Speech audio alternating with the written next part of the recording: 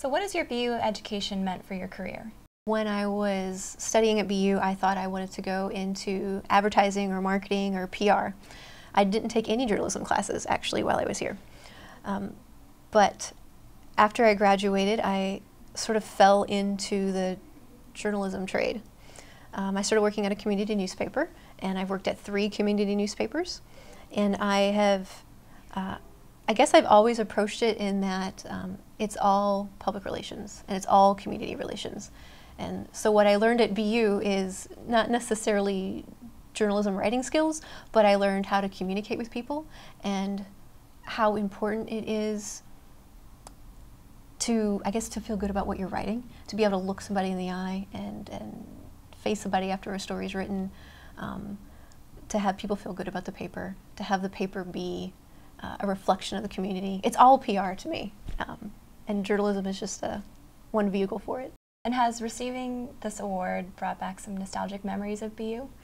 I have not been here since I graduated in 2002, so this whole building is new. It's pretty weird.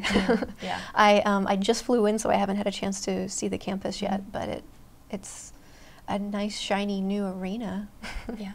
So you were recently awarded for courage in reporting on a local sheriff's story. Can you talk a little bit about the experience of investigative reporting and what you've learned?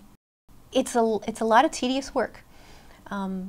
It was months of digging through court records and really boring paperwork things, but it ended up being a really great story.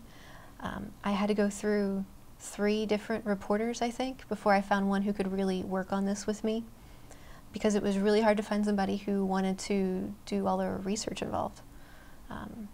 And we uncovered some pretty shocking things that were going on in our sheriff's department, and it ended up being a really big payoff story. The sheriff's now doing 15.5 years in a federal prison.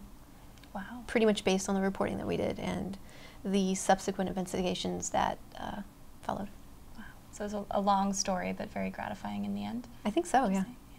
So all 4 of the Distinguished Alumni awarded tonight are less than 15 years out of school and have already built up great careers.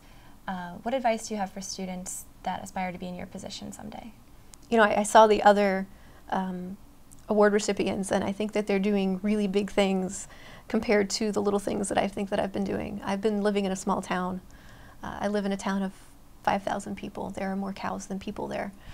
But I'm the publisher of the paper, and I really enjoy what I do. And so I guess I tell students that you don't have to go work at the New York Times or the Boston Globe to have a really impactful career and to change things.